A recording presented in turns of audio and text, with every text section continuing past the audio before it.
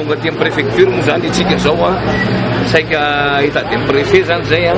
ampafantatra azy le fisian'le sursis exécution sur recours en annulation de déposé ampafantatra ny zareo hoe tonga aminareo rarivo eo l'ordonnance de soit communiqué izy motsy eo fa mifakary téléphone teo zay a de nilaza azy aminy hoe mba te iona amin'ny OMC mba mangataka fihaonana amin'ny OMC sy ny EMO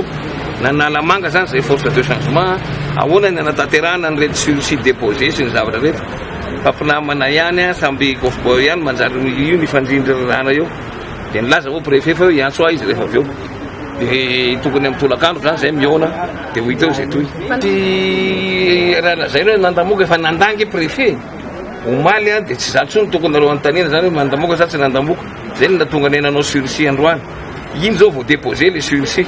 de mba tsy siny fandrizarana de aloha fanatro hoe ty misy sursis déposé ary a fantaratsika importé ny article 69 de ahoana ary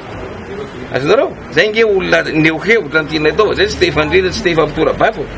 zay ny hitadiavanay ny zalahy hoe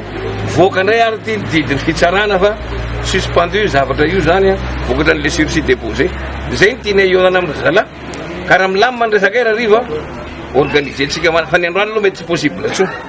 fa mety 4 jours nge le zay nge nefa nangatany ny zo efatra andro sady